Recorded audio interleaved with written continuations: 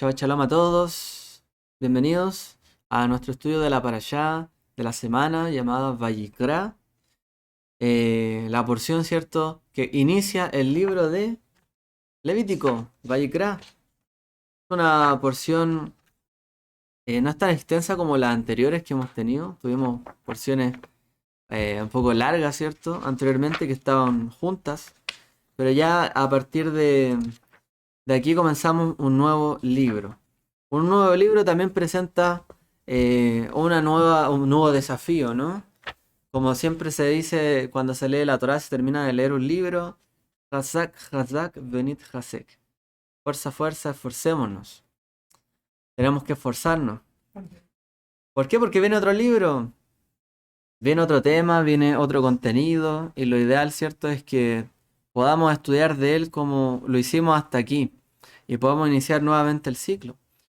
Siempre esto es un ciclo y lo ideal es que se vaya aprendiendo, mejorando, creciendo, sabiendo de todo, ¿cierto? Incrementando nuestro saber. Bueno, ayer pude dar un breve comentario también en Kabbalah Shabbat, de introducción al libro de Vayikra. Lo invito también si quieren ver el Devar Torah que le llamamos, para que lo puedan ver. Y bueno, aquí tenemos las lecturas de la porción, ¿cierto?, que vimos, Levítico 1:1, Isaías 43, un verso de Isaías muy fuerte, ¿cierto?, muy potente, el mensaje que trae allí, el mensaje del profeta. Realmente Israel, mira, buscaba cosas de ti, pero no estás acertando realmente a lo que necesitabas de ti, lo que requería de ti. Así que hay un llamado ahí fuerte para que Israel se pueda volver más allá de la forma, ¿cierto?, al sentido, a la esencia de lo que el eterno Dios había pedido, ¿cierto?, para con su pueblo. No solamente la forma, que la forma tiene un peso de importancia, pero no es lo que tiene mayor peso de importancia, sino la esencia, espíritu, lo que está detrás de. Vamos a ver también un poco de eso que dicen los sabios al respecto. Así que, y el texto de Mateo que nos recuerda a Yeshua realmente cómo debemos presentar una ofrenda, cómo nosotros debemos realmente, o qué cosa es prioridad por sobre otra. En la Torá, como estudiamos, ¿cierto?, todos los mandamientos son importantes, no hay mandamientos que sean considerados quizás como con mayor recompensa. El mandamiento más pequeño y el más grande, todos los sabios tienen la misma recompensa, como está escrito en la Torá, así que tenemos realmente que ponerle atención a todo. Pero aún así hay cosas que tienen prioridad y depende también del juicio de nosotros como personas poder entender esto. La Torá nos plantea siempre un mundo, un universo de mandamientos, consejos, experiencias, historias, pero somos nosotros los que tenemos que actuar en el momento dado. Podemos tener el libro, podemos conocer, a lo mejor tener el libro de la ley, podemos tener el libro de los códigos, ¿cierto?, legales, la normativa, por ejemplo, si fuera de Chile, pero somos nosotros los que le tienen que dar cumplimiento cabal, oportuno también, y el adecuado a este texto. Entonces, si ya lo que aprendemos, ¿cierto?, del servicio levítico, como ayer hablábamos también, es que ellos hacían un servicio oportuno, adecuado, especializado y perfeccionado realmente. Tenían, ¿cierto?, que buscar hacer las cosas bien hechas, no solamente tener que saber qué hacer, hacerlo, sino que mantenerse en la excelencia siempre. Porque de eso dependía también muchas veces la extensión del perdón del Eterno hacia su pueblo, hacia las personas. Entonces era muy importante. Y Yeshua nos habla también de que hay prioridades. Hoy día vamos a hablar un poco de eso también, prioridades, y que realmente podamos nosotros, como decía Pedro, perdón, en la carta, poder trazar bien la palabra de verdad. Es importante que como decíamos también ayer, no solamente la Biblia, cuando tiene algo escrito, uno lo va a hacer porque lo dice la Biblia y ya. No es que sale la Biblia. Uno tiene que trazar bien la escritura. tiene que saber bien para qué se utiliza, para qué funciona, cuándo se aplica, y qué cosa tiene prioridad por sobre otra. Porque si no, podríamos llegar a caer, ¿cierto?, en un infortunio, pensar que estamos haciendo lo correcto y estar haciendo totalmente lo contrario. Y esto, hermanos, puede pasar. Y puede pasar bastante seguido. Si nosotros realmente no aplicamos bien la Torá. Entonces, de los levitas, de los Kohanim, de los sacerdotes, aprendemos esto. Aplicar bien la palabra. Hay una cosa específica para cada momento. Y hay que saber ejecutarla, ¿cierto? En su momento, en su horario. No puede ser media hora después, hoy se me pasó, lo voy a hacer igual. No servía eso en la Torah. Entonces, las cosas se hacen cuando es el momento oportuno. Si no, ya hay otra cosa, ya se debe pensar bien, pero uno no debe actuar de manera precipitada, ansiosa en cuanto a la Torah. Bueno, los temas, como decíamos, de la porción eran estos. La ofrenda quemada. Se habla de las ofrendas de grano también, las ofrendas de bienestar o de paz, las ofrendas por el pecado, las ofrendas con restitución, ¿cierto? Cuando había algún daño. Los profetas nos hablan de la restauración, protección de la prometida de parte de Dios para su pueblo, la bendición de Dios sobre Israel, lo que está allí, ¿cierto? Si Israel sigue el camino que tienes que seguir, ahí está la bendición. Y también luego hay una declaración que, como leyó nuestro hermano, la absurdez, ¿cierto?, de la adoración a los ídolos. Realmente algo que estaba propagado en aquel entonces, que era una cosa común, que todos hacían y creían. Y lo absurdo realmente que es. Que es levantar una madera, hacer tal cosa, pintarlo y después adorarlo. Algo que hicieron tus propias manos. Realmente, ¿cuán absurdo es eso? Por eso en la Torah está prohibido absolutamente cualquier tipo de imagen, ¿cierto?, sobre Dios. Porque es algo absurdo. De hecho, esto nos plantea un desafío en la Torah, ya que estamos mencionándolo, porque el hebreo es un idioma muy tangible. No es un idioma como nuestras lenguas latinas, que vienen, quizás derivan del griego, el pensamiento más abstracto, como filosófico, ideas, el alma. Para el hebreo, por ejemplo, nefesh no es el alma, es una vida, una persona, literalmente. Pero el concepto alma, lo que hay detrás, algo más allá, es algo propio de otras lenguas posteriores. Y este tema también de la adoración hacia Dios es un desafío, plantea un gran desafío. Porque el hebreo, como idioma antiguo, todo era tangible. Pero está planteando un desafío, no adores a Dios a través de una imagen, sino a través, ¿cierto?, de un entendimiento de Él, un conocimiento. Le fue dado a Israel, ¿cierto?, todavía una imagen de algunas cosas para saber cómo dirigirse hacia Él adecuadamente. Pero él es todo un desafío. Es un idioma que no conoce de sentido figurado, sino cosas literales. Y aún así plantea una adoración sin imagen. Pero les permite a Israel, por otra parte, los sacrificios. Vamos a mencionar también por qué. ¿Qué es lo que dicen los rabinos al respecto? Israel luego no se olvida, ¿cierto?, de Hashem. Hay un... De todas maneras hay una conexión siempre que va a estar entre el Eterno y su pueblo. Y no se va a poder quitar. Aunque pasen las generaciones, aunque una generación lo olvide, la siguiente va a estar allí siempre. Y luego, como mencionamos, las ofrendas y el prójimo, y el caso también del adulterio el adulterio que menciona Yeshua, como una ley un poco más severa. Este... em, Quería mencionar brevemente lo que eran los sacrificios, que esta presentación está de la porción que está grabada, subida del año pasado. Quería mencionar más que nada los sacrificios para recordar la actitud como modo de introducción que teníamos que tener o cuando alguien ofrecía un corbán. La persona, según cierto los sabios, según la Torá, por supuesto, tenía que estar, como dice allí, abrirse a Dios y escuchar el llamado de Dios. ¿Qué actitud tenemos que tener cuando ofrecemos un sacrificio? Cuando oramos, cuando hacemos algo por el Eterno, todos los sacrificios que hacemos por Él. Bueno, tenemos que abrirnos a Él y escuchar su llamado. Lo primero es saber, como dice la Escritura, no es del que quiere ni del que corre, sino del que Él tiene misericordia.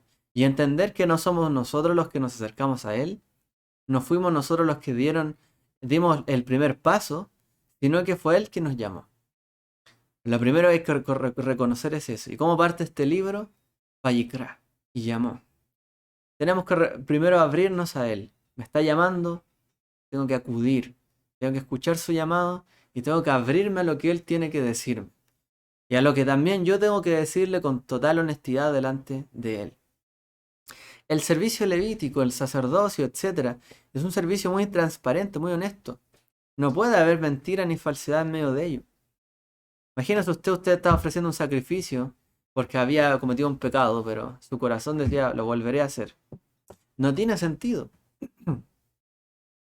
La manera en que realmente se podía ofrecer un sacrificio adecuado era abriéndose, siendo totalmente honesto, cartas leídas, cartas abiertas, transparencia, y escuchar el llamado y decir, en verdad, Él es el que me está llamando y me dice, ven acá, ven, obtén el perdón, acércate a mí, realmente. Lo segundo es que cuando se ofrecía un curbán, un sacrificio, la persona debía acercarse a Dios y estar lista para entregar todo su ser a Dios. Esto es similar, por ejemplo, cuando recitamos la Amidá. De hecho, la Amidá como viene a ser de alguna forma un reemplazo de los sacrificios. Le llamamos el sacrificio de nuestros labios, ¿cierto? Como le dijo Oseas, Hoshea. ¿Y de qué manera se hacían los sacrificios? Como si uno estuviera dispuesto a dar su vida. Porque el sacrificio que se llevaba, ¿cierto?, al frente, por ejemplo, de un animal, yo tenía que saber que yo debía ser el que debía estar en esa posición. Yo debía ser el que debía estar allí, muriendo por mi pecado. Pero en realidad Él me está reemplazando. Está ofreciendo, ¿cierto?, una expiación, una cobertura a mi pecado. Entonces la actitud en la que uno llevaba un sacrificio tenía que ser como si uno estuviera dispuesto a entregar toda su vida, todo su ser a Dios. Estoy dispuesto a dar mi vida. Una, porque sé que fallo y peco y por lo tanto mi vida ya no me pertenece. ¿Por qué? Porque ya la contaminé, ya no es mía, ya le di autoridad a otras cosas en mi vida. La única manera de retomar o recobrar mi vida es darle todo mi ser hacia Él, para que Él me libere y yo pueda volver a ser libre con mi vida. Entonces, es un acto de muerte, entrega total. Yo tengo que estar dispuesto a morir. Muero a mi viejo ser, a mi vieja cáscara, ¿cierto? Que es este cuerpo. Entrego todo mi ser y ahora soy una persona nueva. Me puedo acercar ante Él con este sacrificio. Entonces, cada vez que uno hace una oración, los sabios dicen, sobre todo de la amidad, que se le llama tefilá, debo hacerlo como si estuviera dispuesto a dar mi vida, con toda la intención, la amidad. Cada una de esas oraciones hay que hacerla con mucha intención, intensidad, espíritu, ¿cierto? Kavaná, como se dice en hebreo. Luego, en lugar de dar su propia vida, la persona ofrecía el sacrificio. Entonces, ¿cuál es la actitud que uno debe tener? Bueno, en lugar de dar mi propia vida, realmente, en lugar, ¿cierto?, de ir y entregar mi vida, y ya estoy dispuesto a darla, debo ofrecer un sacrificio. Debo saber, en el fondo, que a Él no le agrada el sacrificio humano, pero tampoco le agrada el pecado. Debo hacer algo más allá. Ofrecer algo, ¿cierto?, que pueda compensarlo.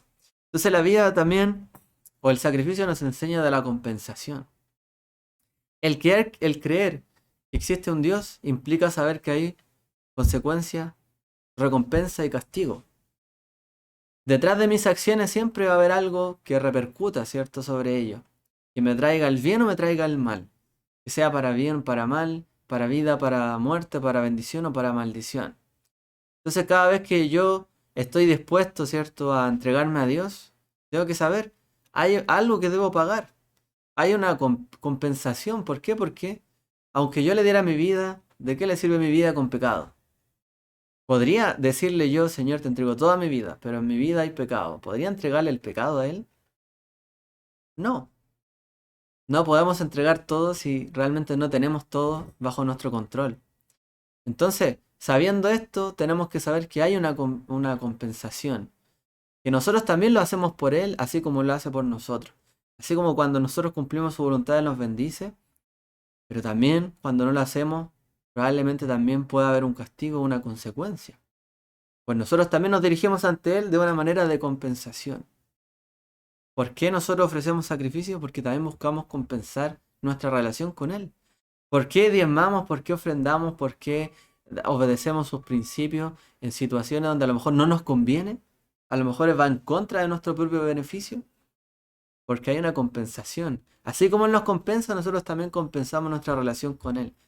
Entonces, el sacrificio muestra esta relación mutua que hay. Que sabemos que hay un Dios, principios de fe, ¿cierto? Dentro de los principios de fe que existen, saber que hay un Dios, tener fe en Él, saber que hay recompensa y castigo, que hay un juicio, donde todas las cosas pasan, ¿cierto? Por debajo de ello. Y saber que hay resurrección, porque hay recompensa y castigo, por lo tanto, si fue para vida y yo morí, tengo como compensación la vida, después de la muerte, etcétera. Entonces, nos habla esto de los principios de fe realmente. ¿De dónde derivan los principios de fe? También de aquí. Derivan de acá. Del sacrificio total. De la entrega. Y también voy a recordar, antes de entrar en tema como tal, de la reflexión, lo que dice acá, los tipos de ofrenda, recordar. Importante saber, la ofrenda quemada, ¿cierto? Se llamaba en la Torá Olá. Olá. Y esta representaba, ¿cierto?, una devoción completa y una sumisión delante de él. Una ofrenda quemada, llamada también holocausto, porque se quemaba completamente. La raíz de la palabra olá significa ascensión, es decir, una ofrenda que ascendía, que se quemaba, ¿cierto? Subía el humo, el aroma hacia él. Una manera de devoción completa. Entonces, ese sacrificio se entregaba completamente. Entonces, hay un tipo de sacrificio que es completo. Podemos verlo a través de esta figura, de esto literal, pero también podemos verlo a través de figuras. Muchas veces el Eterno pide o requiere sacrificios completos, ¿cierto? Y la manera de ascender, la manera de elevarse, la manera, ¿cierto?, de acercarse más a Él, requiere sacrificio completo. Y no a o mediano plazo, o a medias, sino que un sacrificio completo. Podemos ver también que muchas veces se requiere esto. Y Dios pide y requiere esto muchas veces de nosotros. No siempre. No es que Dios nos quite nuestra vida, pero muchas veces Él requiere sacrificio completo, porque si no, no hay crecimiento. Luego teníamos el Korban Minja, que es el sacrificio de la tarde, que consistía en una ofrenda de cereal, consistía en harina mezclada con aceite de incienso, representaba el sustento básico de la vida y al Dios sustentador. Bueno, en realidad Minja, más que de la tarde en este contexto, significa como la ofrenda de cereal, ¿ya? De harina, como se leyó aquí. Era una ofrenda sencilla que representaba también una manera de decir, mira, aquí tengo lo básico de la vida, lo más sencillo, la harina, con lo que se sustenta, se hace el pan, lo más simple, una tortilla, reconociendo también que tú nos ofreces todo esto. Reconozcamos que en esta época los pueblos, las naciones tenían sus dioses y habían dioses de la fertilidad, dioses de acá. Entonces, la actitud aquí no es yo te ofrendo, te hago este sacrificio para que tú en el fondo me entregues de la tierra, sino al revés. Como tú antes nos entregas de la tierra, como tú antes nos bendices, como tú antes nos das, nosotros también como tú antes nos compensas, nosotros también te devolvemos parte de ello, ¿cierto? Como una forma de agradecimiento, de entrega. Pero no es como las naciones que, como les digo, si no estaban bien con sus dioses, no había a lo mejor bendición, prosperidad. Aquí la actitud tiene que ser al revés. Porque yo sé que Dios bendice, que Dios otorga. Aún en la escasez Dios da, pues yo sé que tengo que darle también a Él. Y retribuir de lo que Él me ha dado. La actitud es diferente. Luego está el Zebach Shlamim o Shelamim solamente. Y era una ofrenda de paz. Shlamim significa, viene, bueno, de ahí se asocia la palabra shalom también, plenitud, paz. Shlamim también completitud. Era una ofrenda de paz, una expresión de gratitud a Dios, una ofrenda ofrecida luego de sobrevivir situación amenazadora o por un voto. ¿Cuándo se hacía un shlamim? Cuando una persona, por ejemplo, iba en el camino largo, por ejemplo, tomaba un camino muy largo donde la antigüedad no sabía si iba a volver vivo, de hecho, porque no era como ahora que uno tiene carretera, a lo mejor semáforo, de repente hay alguien cuidando el camino. No, en la antigüedad un camino podía significar no volver, ser despedazado por algún animal, o quizás por ladrones de camino, o quizás qué cosa. ¿Usted ha leído o ha dicho alguna vez la oración del viajero en el judaísmo? Uno podría decir, ¡oye, qué trágica la oración! Sí, pues, o sea, se lleva mucho tiempo diciendo porque realmente, a lo mejor hoy día tenemos cámaras de seguridad en toda la esquina, pero antes no. Antes era un peligro salir de viaje y volver. Entonces, el sacrificio de la paz lo hacía una persona cuando estaba agradecida. Decía, bueno, realmente sobreviví. Hashem me cuidó todo este camino y aquí estoy para agradecer. Así que cuando leamos a bendición del viajero, no es que sea tan trágico, es que es real. Realmente hay lugares donde todavía eso puede significar salir de viaje, no volver. Todavía hay un porcentaje mínimo, quizás que se cumple así para todos, pero gracias al Eterno hoy día ya no es tan difícil. O si había una ocasión especial y alguien que quería hacer un voto, hacía un sacrificio shlamim. Luego estaba la ofrenda hatat, que era por el pecado, ¿cierto? Hatat, que significa pecado, o het o hatat. Las dos formas, femenina y masculina. Era una expresión de arrepentimiento por un pecado. Y era la palabra que significa pecado, ¿cierto? Es het. Y significa, como hemos visto en esas otras oportunidades, errar al blanco. Es decir, este es el pecado por el error, por la falla. A veces nosotros le llamamos pecado y, por ejemplo, decirle a otra persona, pecaste, pecador, es difícil y a veces no ayuda mucho. Pero decirle a la persona que cometió un error, que en realidad a lo mejor él no quería hacer eso, pero cometió el error, o tal vez sí quería y lo hizo de adrede, y hay que decirle, mira, esto está malo, hiciste un error aquí. Tiene mucho más sentido. La palabra pecado tiene mucha carga teológica, que es difícil a veces cuando tratamos con nuestro prójimo o con las demás personas. Un paréntesis, ¿cierto? A veces entender que pecado significa error ayuda a solucionar muchas cosas. Realmente para poder hablar o convencer a alguien más de que está haciendo algo erróneo y que no le conviene. Y que para que él también tenga éxito, tiene que cambiar esa actitud o esa manera de hacer las cosas. Bueno, la palabra, ¿cierto? Significa errar en el blanco, que viene de la palabra errar en el blanco. Era ya prácticamente la ofrenda que se hacía por un error que se cometió, un pecado. Ya la persona sabe que lo hizo. Bueno, hay que hacerlo. Hay que ofrecer de alguna manera, como les decía, una compensación. Yo sé que Dios me va a perdonar, sí. Porque si uno lee toda la escritura se da cuenta. ¿En realidad necesita sacrificio para perdonar? ¿Dios necesita algo para perdonar? No, no necesita de algo para perdonar. Él puede perdonar cuando quiera, como quiera, a quien quiera, realmente. No depende de algo su perdón. Pero a nosotros sí necesitamos entender cuando cometemos errores. Y sí necesitamos decir, esto está mal hecho, necesito compensarlo. Si no hay esta actitud de disciplina, imagínese una persona que está entrenando toda su vida y toda su vida entrenó mal. O sea, quería lanzar al blanco, pero toda su vida pensó que había que lanzarlo fuera del blanco. Sí, para ser bien trágico. Tiene la diana, ¿cierto? Tiene el lugar donde lanza, no me acuerdo cómo se llama. Y resulta que toda su vida pensó que se lanzaba afuera. Y que eso tenía los puntos, ahí se ganaban los puntos. Entonces cuando llegue el momento crucial, se dé cuenta, siempre lo hizo mal. Entonces, corregir el error es muy importante en la vida. Hoy día estamos sufriendo, lo digo así, porque yo lo veo así, personalmente, estamos sufriendo la falta de corrección en el mundo. hoy día estamos viendo una falta de corrección y de disciplina, donde hoy día, más que reconocer los errores, preferimos negociar con ellos para también obtener beneficios. O sea, no importa que yo esté haciendo algo indebido, esté pidiendo algo que no me corresponde, lo hago igual. ¿Por qué? Solamente por el hecho de negociarlo y de tratar de ganar algo de allí. Aun cuando yo esté en un error, aun cuando yo esté equivocado, no importa, voy a imponer mi punto de vista porque tenemos derecho a opinar, a nuestras cosas, etcétera.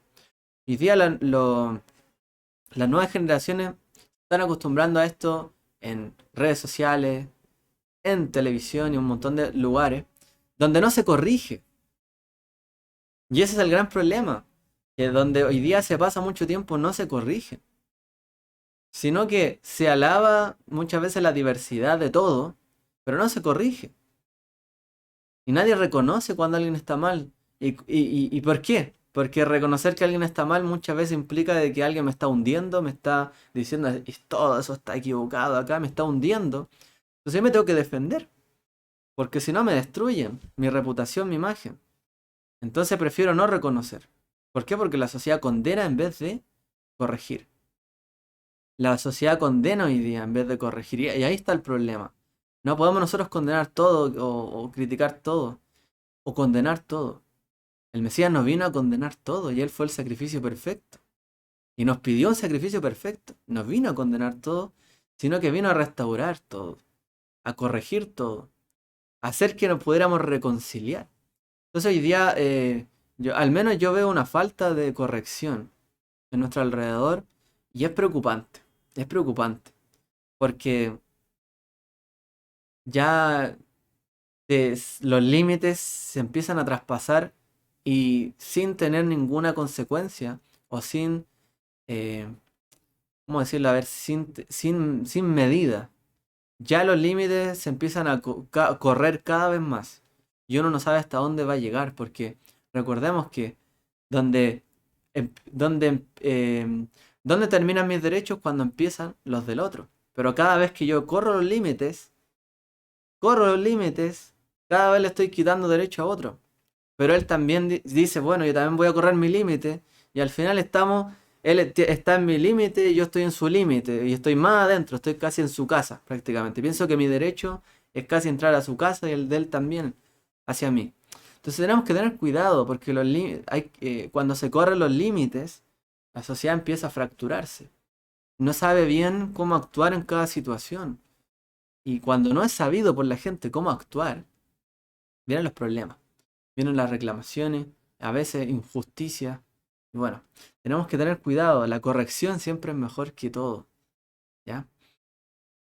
Y no hablamos de corrección, tenga que ser un golpe, un daño, no es eso. Pero hay formas de corregir, hay niveles de corrección. Siempre tenemos que aplicarlo, sobre todo conociendo nosotros la escritura, la Torá, teniendo una ley moral, tenemos que aplicar la corrección. Bueno, el pecado es el sacrificio hatat es errar en el blanco. Y para errar en el blanco, ¿qué hay que hacer? Que corregirlo. Se erró en el blanco, ok. Ahora hay que tomar la diana. Se equivocó, hay que reconocerlo, fallé y volver a intentarlo. No el error, ¿cierto? Sino realmente volver a seguir adelante. Para no cometer nuevamente el error. Es decir, hay que corregirse. Luego tenemos la ofrenda de Hashem. Creo que estoy yendo muy... Me adentré mucho en este tema. Pero luego tenemos la ofrenda de Hashem, que es la ofrenda de culpa, que era una ofrenda para expiar los posibles pecados. Es decir, yo no sé si pequé o no, no lo sé, tengo la duda, ofrezco un sacrificio de culpa, Hashem. Cuando una persona pensaba que quizás él había pecado, pero no estaba completamente seguro, había una ofrenda de culpa. Esto también se hacía cuando el conocimiento de un pecado pasado se concebía más tarde, es decir, antes era como inocente porque no tenía idea que esto estaba mal hecho, pero después supe que estaba mal, corregí. Me di cuenta, corregí. Y esto es algo importante, ¿no? De hecho, todo esto que estamos hablando es muy relevante para todos los creyentes. No solamente el que practica más de la Torá, o el que tiene esa conciencia, porque en verdad todos los creyentes practican algo de la Torá, sino que realmente saber que yo cometí un error antes, me arrepentí, ahora volví, vine al Señor. Tengo que corregir si me di cuenta que algo estaba mal. Tratar de enmendar. Sé que tengo culpa sobre ello. Voy a tratar de corregir esto. Voy a tratar de hacer algo. Y no simplemente dejarlo ahí. Es cierto que hay un borrón y cuenta nueva, que somos nuevas criaturas. El Eterno no nos considera nada de ello. Pero si yo me di cuenta que algo estaba mal, lo corrijo. Y si puedo corregirlo, mejor. Si puedo restaurarlo, mejor. Ese es nuestro llamado, de hecho. Si no de otra manera, ¿por qué seríamos llamados a cambiar si no hay nada que restaurar? Porque nuestras vidas hay que restaurarlas. Y muchas veces las relaciones entre personas hay que restaurarlas. Nos hemos hecho daño, nos hemos dañado unos a otros, hemos dañado también la reputación de Dios. Y podemos hacer algo. Podemos restaurarlo. Bueno, vamos a dejar hasta aquí el tema de los sacrificios. Vamos a quedarnos con esta imagen. Y vamos a hablar un poco ahora de entrar en unos pocos detalles más.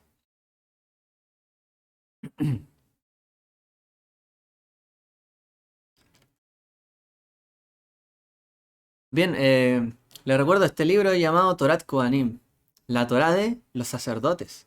Porque aquí está contenida la instrucción para todos los sacerdotes, cuanto a lo que tienen que hacer, vestir, cómo comportarse, qué hacer, cómo debía dirigirse el templo, cómo mantenerse, etc.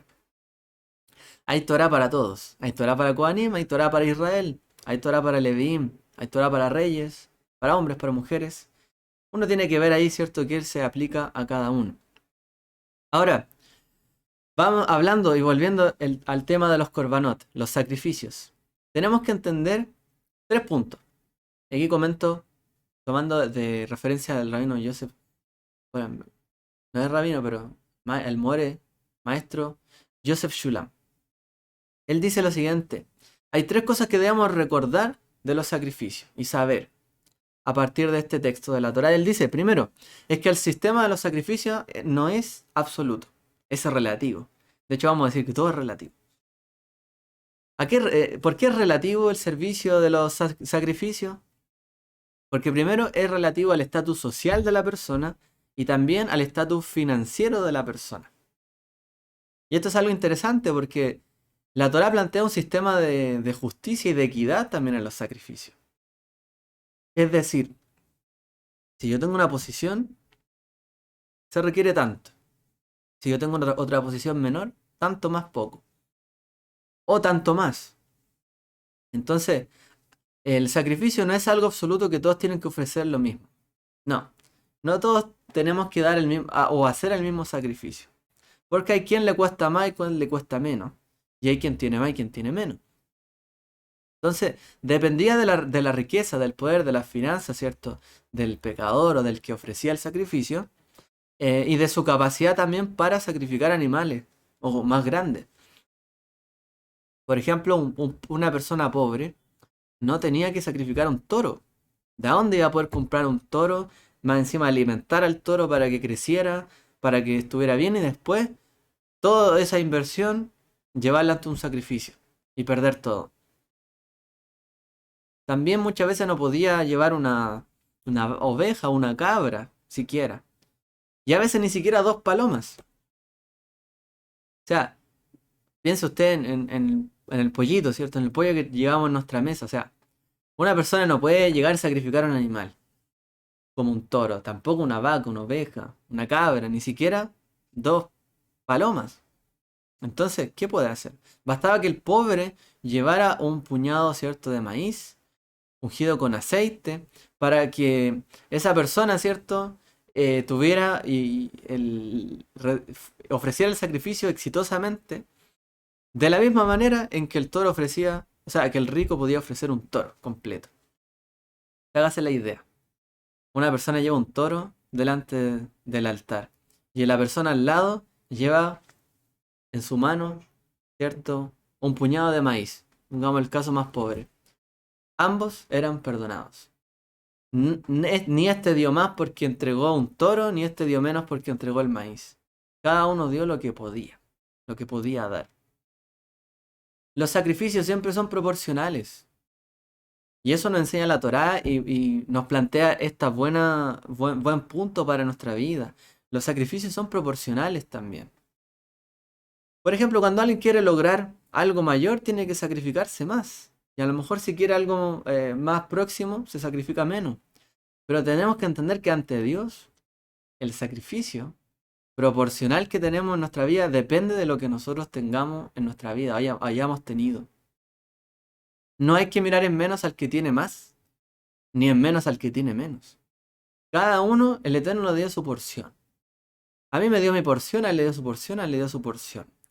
Cada uno conforme a esa porción tiene que entregar o tiene que dar. Y se entiende qué es sacrificio para él y qué no es sacrificio para él. Y cada cual da algo que de verdad es un sacrificio para él.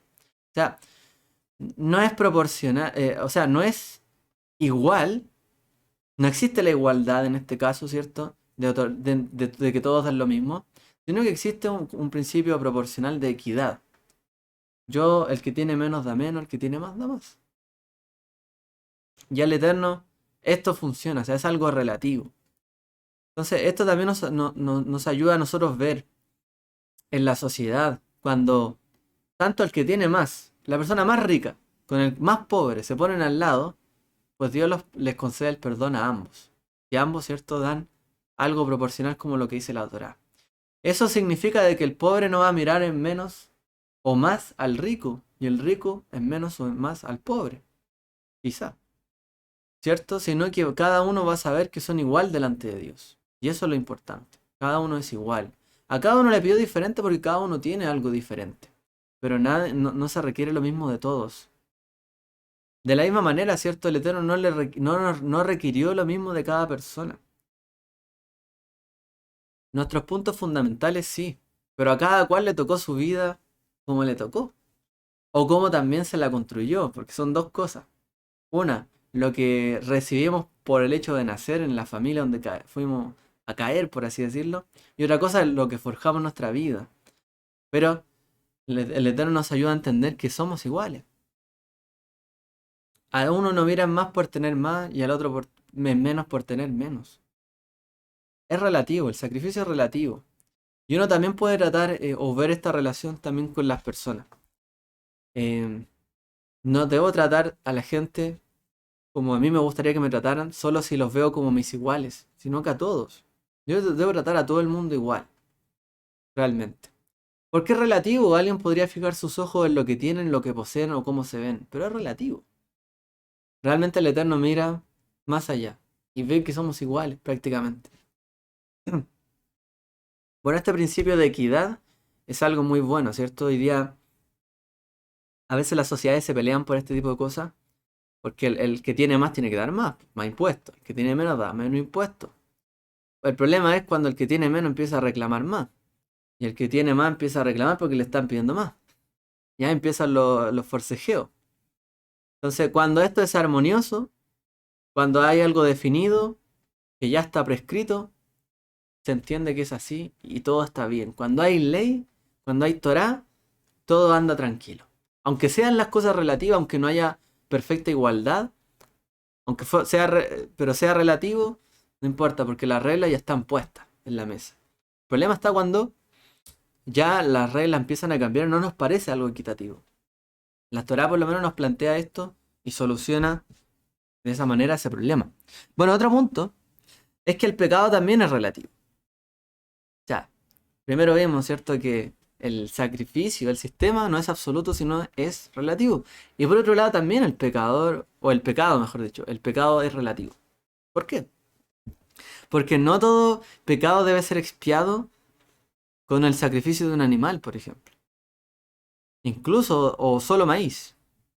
Los pecados, ¿cierto?, tienen algunas clasificaciones, los errores de castigo que exige la Torá. O sea, no todas las transgresiones, los pecados, los errores son iguales. La persona que peca también se le relaciona con el castigo adecuado, ¿cierto?, proporcional también, o el que dice la Torá. No todos los pecados son iguales. Hay cosas que son más graves que otras. Por ejemplo, en la lectura Brit Hadashah salía Yeshua hablando sobre el tema del adulterio. El adulterio es un pecado de muerte en la Torá. Entonces, es mejor pensar, porque es un pecado de muerte, es mejor pensar que si yo solamente miré, ya estoy errando y así me abstengo incluso de mirar o de tentarme antes de cometer un pecado de muerte. Que al final la consecuencia es peor. Es mejor ser más severo en ese sentido con uno que simplemente dejarse llevar o caer en algo así. Bueno, los pecados son diferentes. Cada una de las cosas tiene su nivel. La Torá plantea pecados de muerte, pecados de culpa, a lo mejor otros que son más sencillos, que se pueden... Y hay pecados que se expían y otros que no. Que solo con la muerte incluso. Hay pecados que sacan al pueblo de la nación, como del resto, de la comunidad. Entonces el pecado es relativo. No todas las cosas en las que erramos tienen el mismo peso. Y eso tenemos que entenderlo. ¿Por qué? Porque también, nuevamente, la Torá nos dice siempre, este mandamiento es más grande, este pecado es peor que este otro y este así. Como para uno tener claro todo. No, uno tiene que ir viendo, tiene que ir estudiando, tiene que ir leyendo, buscando qué cosas eran más severas, cuáles no. Entonces yo empiezo a entender la Torá también por niveles de autoridad, de jerarquía, mandamientos que tienen más pesos que otros. ¿Por qué? Porque hay pecados más severos que otros. Y ahí, ¿cierto? De esa manera uno va construyendo prioridades. Porque en la vida todos construimos prioridades y manera en las cuales nos conducimos. Cómo nosotros nos relacionamos con las personas. Y cada vez que pasan esas relaciones con los demás, a lo mejor con mi familia, mi prioridad es que me cuiden y era yo. Pero cuando yo tengo la familia, yo tengo la prioridad de cuidar a otros. Entonces, las prioridades cambian. Las cosas son relativas y uno tiene que ir aprendiendo eso y el sistema de sacrificios también nos habla de esto. Bueno, el tercer punto es que hay al menos 7 tipos diferentes de sacrificio. Y algunos no tienen que ver con el pecado. Hay sacrificio de acción de gracias y de purificación también, entre otros. O sea, no todos los tipos de sacrificios, pongámoslo así. No me debo sacrificar solamente para lograr algo, para que me perdonen o para lograr algo en la vida para mí, etcétera. Me puedo sacrificar también solamente por amor, por bondad, porque quiero dar gracias. Hago un sacrificio de amor, porque quiero entregar algo mejor. No solamente me esfuerzo por lo mío, por lo propio, o porque yo pequé y me tengo que enmendar mi error, también me esfuerzo por otros, por Dios y por algo que me gusta o a lo mejor por lo que Él me ha bendecido. Yo puedo hacer sacrificios siempre, no solamente cuando estoy mal. Y me sacrifico y a lo mejor oro y ayuno 5 días, 40 días y 40 noches para que me respondan. Cuando estoy bien también puedo hacer sacrificio. Y ofrecerlo, ¿cierto? También como algo de paz, de acción de gracia. Tengo mucho, tengo mucho. Puedo dar algo más. A lo mejor puedo beneficiar a alguien. Me sacrifico, no importa, pierdo un poco o pierdo mucho. Pero voy a ayudar a alguien. O voy a bendecir al Eterno. Bueno, todo esto, ¿cierto? El hecho de que el Eterno clasifique a través de este sistema, ¿cierto? Según la capacidad social o financiera, donde el más rico y el más pobre se equiparan de alguna manera, ofreciendo un sacrificio diferente, es una demostración de la sabiduría y la consideración que tiene el Eterno para con cada uno de nosotros y que Él considera nuestro estatus social también. Y la gracia de que realmente Dios no requiere que las personas hagan más de lo que pueden hacer. Como dice nuestro Mesías, Él no nos pide más carga, ¿cierto? De lo que podamos llevar. Él conoce nuestra situación. Él sabe quiénes somos, lo que tenemos. Él no es indiferente a eso. No tenemos un Dios indiferente de lo que vivimos y podemos soportar. Al contrario, tenemos un Dios que conoce nuestra necesidad, conoce lo que tenemos, y Él, ¿cierto?, nos prodiga siempre el bien y Él sabe lo que somos capaces de sobrellevar en nuestra vida. Y no nos exige más allá de lo que podemos nosotros sobrellevar. Incluso cuando se trata de algo como el perdón o entre pecados. O sea, Él sabe lo que podemos sobrellevar. Y esto es algo que muestra el amor y el carácter, ¿cierto?, del Eterno, realmente para con nuestra vida. En que debemos nosotros ser considerados con las personas. Muchas veces se exige a las personas que den y que den acá o que se sacrifiquen esto, otro. Y si no das, prácticamente no eres, ¿cierto? Un hijo de Dios, no eres un siervo. Y si no das más, no te va a bendecir Dios.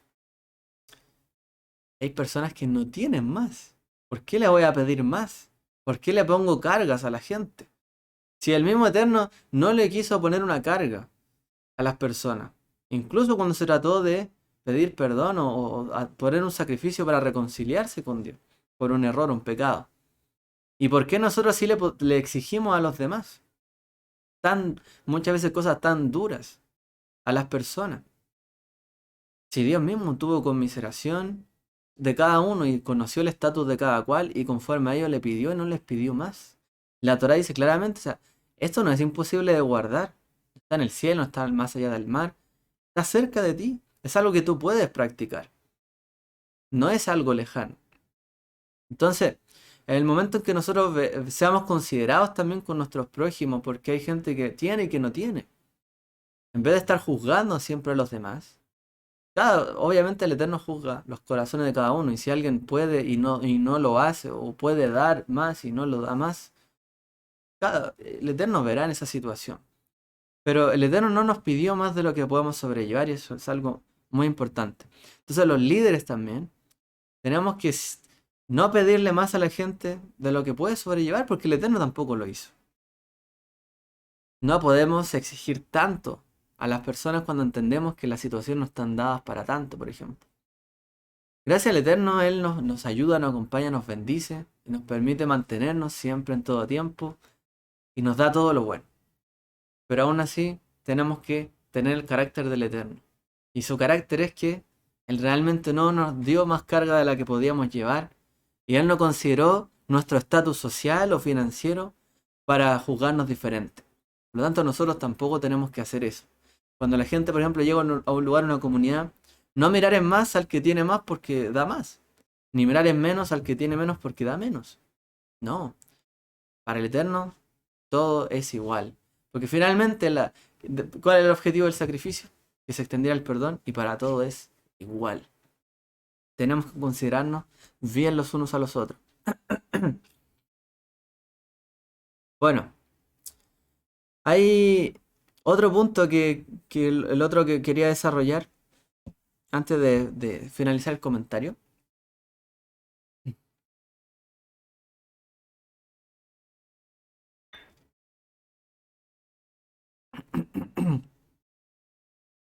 El tema de los sacrificios, refiriéndonos nuevamente a este asunto. Pero ahora, eh, recordando que prácticamente las religiones antiguas ofrecían sacrificio. ¿Qué trae de nuevo la Torá al pedir sacrificio? Todos hacían sacrificio. Todos tenían tabernáculos quizás. O tenían alguna especie de templo. Tenían sacerdotes. Tenían una especie de levitas. ¿Qué trae de nuevo en este sentido la Torá? O sea, desde las tribus de hecho que conocemos, cuando vemos los canales de historia, nos damos cuenta de que hasta tribus pequeñas tenían estos sistemas, donde ellos también hacían sacrificio, quemaban, ¿cierto? Ellos vieron también el tema del fuego como una admiración, algo divino. No sabían quizás de qué se trataba el fuego. Hoy día nosotros lo vemos como una reacción química y ya, pero en la antigüedad no. Era como algo más allá, ¿cierto? Producido, casi como magia, prácticamente. Entonces los sacrificios eran algo como que místico también, donde se consumía, el fuego los quemaba, etcétera.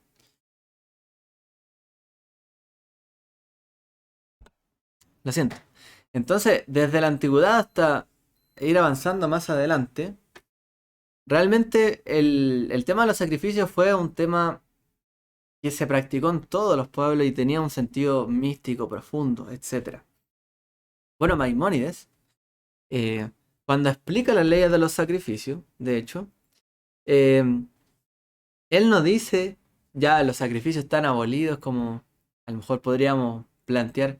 No, ya están obsoletos, en realidad era algo que hacían otros pueblos, ¿por qué lo hace el pueblo de Israel? Sino que también considero que es parte de la halajá, hay que estudiar igual los mandamientos de los sacrificios. Pero luego de haber hecho todo su comentario al Mishneh Torah, por ejemplo, uno de los más grandes comentaristas de la Torah, ¿cierto? Maimónides, él dice, finalmente explica por qué fueron dados los sacrificios, porque él también da su punto de vista. Y él para citar esto, él dice que realmente hay mandamientos que da la Torá que podríamos decir que son importantes, son grandes. Pero también hay mandamientos que son casi de segunda categoría, o como en un nivel más inferior. Por ejemplo, Maimónides dice que los sacrificios eran mandamientos de un nivel inferior. ¿Por qué? Dice, además de de la enseñanza y las verdades, la Torá apunta a eliminar la injusticia de la humanidad. Así hemos probado que las primeras leyes no se refieren a los holocaustos y sacrificios. Es decir, las primeras como las primordiales, que son como los sacrificios, dice, dice, hemos probado que las primeras leyes no se refieren a los holocaustos y sacrificios que son de importancia secundaria, dice Maimónides. Entonces, los grandes comentaristas como Maimónides dicen realmente los sacrificios son mandamientos de importancia secundaria. ¿Por qué? Porque la Torá viene para eliminar la injusticia de la humanidad. Entonces, ¿un sacrificio elimina la injusticia de la humanidad? Trae los principios más fundamentales de la Torá como los que enseñó Yeshua: justicia, misericordia, amor, fe, emuná, etc. No. Entonces él dice que realmente están en otro nivel, en otro estado. Están en un nivel inferior, dice, que el resto de los mandamientos que son más importantes. Y ahí igual podemos entender las palabras de los profetas, ¿no? Que dijeron, mira, no quiero sacrificio. Quiero su corazón, quiero que entreguen devoción a ustedes. Quiero misericordia, no sacrificio. Quiero justicia, no sacrificio. Cada vez que dice eso los profetas, ¿cierto? Nos está diciendo realmente, esto es necesario, pero sin dejar de hacer esto otro. Yo quiero más esto otro que eso. Pero ustedes se dedican a esto y obvían esto que es lo más primordial. Entonces, nos enseñan los sabios que realmente los sacrificios son leyes que son secundarias, pero no por ello significa que no se deban guardar ni queden a un lado. No estamos diciendo eso. Entonces, en la Brit Hadashah también vemos esta especie de ambivalencia entre los animales, los sacrificios y la justicia. Y no es que se opongan, sino que realmente hay algo que tiene más peso que la otra cosa. La justicia, como la sedaká, la rectitud, el tzedek, son más importantes que todo el servicio sacrificial del templo. Esa es la conclusión. Realmente, la justicia, la sedaká, la rectitud son más importantes que el templo. Incluso, que todos los sacrificios del templo. No hay cosa más grande. O sea, usted puede ofrecer todos los sacrificios del mundo, dejar al planeta sin animales, prácticamente. Pero más grande es un acto de justicia. Con el prójimo, la sedaká, o un acto de rectitud, justicia como el tzedek, es decir, de actuar rectamente con los demás. Eso vale más que todos los sacrificios. Recordemos lo que le dijo el profeta Shemuel a Shaul: obediencia quiero y no sacrificio. Yo quiero, ¿cierto? O sea, tu desobediencia viene a ser pecado de idolatría, prácticamente. La desobediencia es como la idolatría. Yo prefiero que obedezca esto, la rectitud, porque si no es como idolatría. Todo sacrificio, ¿en qué se diferenciaba el sacrificio de otros pueblos? Eran los mismos animales. Muchas veces usaban las mismas partes. Habían sacerdotes. ¿Cuál era la diferencia? ¿Cierto? El conocer las cosas primordiales, realmente. No el punto secundario. Entonces, de nuevo, la obediencia, la justicia. Tú erraste, preséntate delante de mí. Cometiste un error, ora, pide perdón, discúlpate. Tienes culpa de algo, sabes que hiciste algo malo, enmiéndalo. Realmente. Preséntate delante de obediencia y vuelve a la rectitud. no es el objetivo presentar y presentar sacrificios, sino volver y regresar a la rectitud. No le diste la vida al huérfano. Arrepiéntete de eso y ahora empieza a darlo. Ayuda realmente, lo que es más importante, porque si no, ¿en qué se diferencia tu sacrificio del sacrificio del resto de las naciones, que es considerado idolatría? Nada, realmente. Y eso es lo que nos dicen duramente los profetas, le dicen a Israel. Entonces, realmente, cuando leímos, ¿cierto?, el Brit Hadashah, que decía, si vas a ofrecer una ofrenda en el altar, y te acuerdas que tienes algo contra tu hermano, o que tu hermano, perdón, tiene algo en contra de ti, deja allí tu ofrenda, anda al altar y reconcíliate con tu hermano. Y ofrece allí, ¿cierto?, tu ofrenda. Eso es similar a lo que aparece acá en el libro Levítico 6:1 al 7, donde dice, cuando alguien peque y comete una falta contra el Señor engañando a su prójimo, etc., dice en cuanto a algo que se le haya confiado, etc., y luego termina diciendo, luego de haber presentado, ¿cierto?, su ofrenda, le será perdonada cualquier cosa que haya hecho por la cual sea culpable. Entonces dice, como dice Yeshua, realmente si tienes un problema contra tu hermano, anda primero ahí. Porque uno de los sacrificios importantes, de hecho, que había, era ese. Sacrificio de culpa por haber traicionado a una persona. Yeshua está diciendo con esto también que cualquier tipo de una ofrenda en el altar que es dejada es inferior a la ofrenda, perdón, o al hacer las paces con el hermano. Eso es grande, ¿no? Es decir, poder reconciliar es más grande que cualquier sacrificio o cualquier ofrenda que se deje allí. El corregir una mala actitud, una mala acción o algo que dañe a otra persona realmente es más grande que cualquier otro sacrificio. Déjalo de lado, esto es primordial. Yeshua también mencionaba otro caso, en la ayuda a los padres. O sea, si tú vas a decir, no, yo diezmo para Dios solamente y tengo a mis padres que no tienen que comer, no, ayuda a tus padres primero. Tienes que dar, ¿cierto? También al que, si tienes a tus padres, alguien que necesita ayuda. Los diezmos también eran para ayudar al pobre. Entonces hay quien decía, no, yo le diezmo a Dios solamente, a su templo. Pero la ayuda al prójimo no. Hay cosas que son prioridad en la Torá. Y Yeshua no vino a decir nada nuevo en este sentido. Vino a recalcar los puntos fundamentales de la Torá en el fondo. Entonces, Yeshua dice que prácticamente los pecados entre hombre y hombre, entre persona y persona, son más grandes, son de primera importancia. Más que más grandes, son de primera importancia que el sistema de sacrificio. Entonces muchas veces hoy día o a veces uno se hace la imagen de que servir a Dios, para servir a Dios es más importante servir a Dios y no olvidamos del prójimo. No. Más grande que el sistema de sacrificio, que cualquier ofrenda que yo presente delante de Dios, de un error o pecado que haya cometido, es también el servicio y la reconciliación con mi prójimo. Es más grande todavía. Es más grande y es más importante resolver los problemas que tengamos unos con otros que, por ejemplo, un sacrificio en la Torá. Porque esto agrada más a Dios. Porque aunque tú ofrezcas ese sacrificio, no vas a arreglar nada. No vas a solucionar nada. ¿Para qué entonces estás presentando sacrificio? Si quieres cambiar algo, ¿no? O sea, a veces es más primordial tener una buena relación, por ejemplo, con el prójimo, a empezar a pelear todo un Shabbat, por ejemplo. A veces es mejor llevar las paces con los demás, con la familia o con otras personas que a lo mejor no entienden lo que hacemos. En vez de decir, no, yo hago sacrificio para el Señor, abandono todo, me aparto y tengo problemas con medio mundo. Tenemos que también preocuparnos de nuestra relación con el prójimo. Los sacrificios hacia Él son importantes, pero Él también valora el sacrificio que hacemos hacia Él como si lo hiciéramos hacia los demás también. No podemos decir que amamos a Dios que no vemos si a nuestro prójimo que vemos odiamos.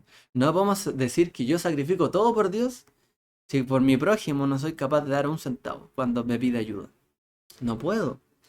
Entonces, en el Brit Hadashah realmente dice que hay mayores sacrificios que los sacrificios del templo. Y esos son los sacrificios propios que uno hace por el bien de los demás. Y eso es lo que uno realmente tiene que trabajar en su vida, esforzarse. Por ejemplo, no hay mayor sistema de sacrificios que el que uno mismo está dispuesto a dar, de todo corazón. Por ejemplo, dice la Torá, y aconteció el día siguiente que Moshe dijo al pueblo, habéis cometido un gran pecado, así que ahora subirá el Señor. Tal vez pueda hacer expiación por su pecado. Entonces volvió Moshe al Señor y dijo, oh, este pueblo ha cometido un gran pecado, se ha hecho un dios de oro. Sin embargo, ahora, si perdona su pecado, te ruego que perdone su pecado, y si no, te ruego que me borres de tu libro que has escrito. ¿Qué hizo Moshe? Estuvo dispuesto a sacrificarse a sí mismo para redimir a la nación. Él estuvo dispuesto a sacrificarse en vez de él decir, yo presento el mejor sacrificio porque en mi vida yo fui el único que no pecó en el becerro de oro. No, yo estoy dispuesto a sacrificarme.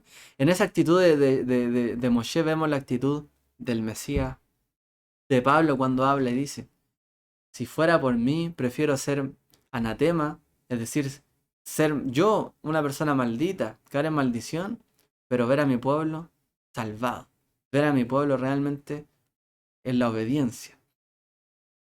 El sacrificio personal es mucho más grande que ese sacrificio que a lo mejor está prescrito como tal. Es más importante, o sea, y esto lo vemos en la relación humana. Cuando usted le dice a alguien, oye, haz eso, puede hacer eso por mí, pero bien, y usted lo hace bien, pero cuando esa persona, uno le dice, puedes hacer eso por mí, lo hizo. Además le agregó algo más, lo hizo lo mejor que pudo, se lo presentó bien. Y uno dice, wow, o sea, pero ¿por qué te diste esa molestia? Ese sacrificio siempre es más valorado, y para el Eterno también. El que de verdad es de corazón, que es con una entrega total, ese sacrificio es el que espera el Eterno de nosotros. Como dice la Escritura, que tenemos que presentarnos como sacrificios vivos, como se menciona ayer también, en un comentario. Un sacrificio vivo delante de Él es mucho más valorado que cualquier otro tipo de sacrificio. Mucho más valorado. Porque el sacrificio prescrito está prescrito.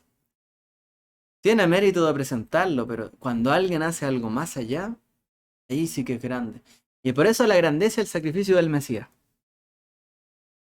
No solamente es que Dios le dice, padece, muere, padece y sacrifícate por los demás. Dice que Él no escatimó. Él, no dice que Dios, sino que Él no escatimó, ¿cierto? Bueno, en dar a su Hijo, y Él también no escatimó realmente en dar su vida. No solamente lo dijo, bueno, voy a obedecerlo y voy a cumplir la voluntad y ya.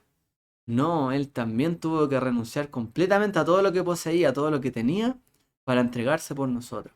Sacrificio más grande que existe. Entregar la vida, como dice, no hay mayor amor que este que aquel que pone la vida por su amigo. Y Él puso su vida por nosotros, es decir, desestimó todo lo que tenía y lo sacrificó por un bien mayor, el amor, la entrega por los demás. No hay mayor sacrificio que ese. Aun cuando hayan sacrificios allí prescritos que son importantes, son de importancia secundaria, porque lo primordial siempre va a ser el sacrificio que uno mismo pueda hacer para los demás, y que de verdad es útil y que de verdad tiene sentido y tiene peso, y que puede realmente transformar vidas. Hoy día, ¿cierto? Estamos nosotros viviendo, para concluir, un tiempo difícil, un tiempo donde no nos podemos reunir, un tiempo donde prácticamente los templos, o las iglesias, las sinagogas, no se pueden ocupar casi. No nos podemos reunir prácticamente. ¿Dónde vamos a presentar nuestro sacrificio hoy día? ¿Dónde vamos a orar? ¿Dónde vamos a, cierto, a adorar al Eterno? Si hay algo que entendieron en el primer siglo, es que este camino requería sacrificio. Y el sacrificio, como dijo Yeshua en un momento, a ustedes los van a echar de las sinagogas. Viene el día donde incluso eh, hay gente que va a pensar en matarlos por servir a Dios, martirizarlos. Llegará ese día, pero ustedes tienen que estar dispuestos a ello. Llegará el día donde no nos podremos reunir, donde a lo mejor presentamos nuestra ofrenda en un lugar físico. Nos echaron de ahí. ¿Qué hacemos ahora? ¿Qué hicieron la comunidad del primer siglo? Se reunió en casas. Podemos leer eso en Marcos, en Hechos sobre todo. Cómo ellos se reunían en las casas. Realmente. Leo aquí. Por ejemplo, cuando llegó el día de reposo comenzó a enseñar en la sinagoga y muchos al oírlo se asombraron y decían, ¿de dónde sacó este hombre todas estas cosas? ¿Qué sabiduría es esta que le ha sido dada? ¿Qué tales obras poderosas son realizadas por sus manos?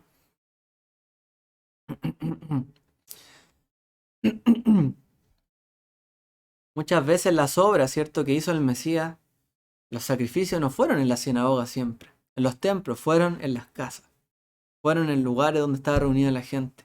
Hoy día tenemos esa oportunidad de revivir esa época, por así decirlo. Y no decir, no tenemos templo, no tenemos pequeños santuarios, no nos podemos reunir, se acabó. En todo lugar nos podemos reunir. Los edificios no son la iglesia, como dirían en la iglesia. Los edificios no son el templo. El templo de Dios, como dice el Brit Hashá, somos nosotros. Nosotros somos el sacrificio que se presenta vivo. Si nosotros realmente estamos haciendo lo que tenemos que hacer, todo esto tiene sentido. Y no importa lo duro, lo difícil que sean los tiempos, siempre ha sobrevivido la comunidad de creyentes porque se ha sacrificado y ha visto su vida como ese sacrificio digno de dar. Y su cuerpo como el templo. Y no depender primordialmente de un templo físico o de un lugar físico. Y si bien eso es bueno, es importante y es necesario, el no depender de eso como algo primordial ayudó a que la comunidad de creyentes, pese a que no fuera tan organizada como la comunidad judía en cuanto a las instituciones, pudiera mantenerse hasta el día de hoy con ¿cómo se llama? Una conciencia y una instrucción pura, tratando, ¿cierto?, de volver a los lineamientos de los apóstoles del Mesías. ¿Por qué? Porque nos podemos mantener de esa manera. Ese es nuestro gran fuerte, el sacrificio personal. Entender que todo lo demás es secundario. Lo importante es cuánto me sacrifico yo para hacer la justicia, la bondad, la misericordia. Y lo demás lo logro entender también y aplicar a mi vida. Entonces hoy día, que estamos en estos tiempos así, y decimos, bueno, ¿cómo se pueden hacer todas estas cosas? Difícil, imposible, ya no se puede cumplir este tipo de cosas. Pero el sacrificio mayor todavía se puede hacer. Y eso es lo que el Eterno espera de cada uno de nosotros. Imitar al Mesías y su gran amor para con nosotros y con todos los demás. El Eterno les bendiga a todos. Shabbat Shalom.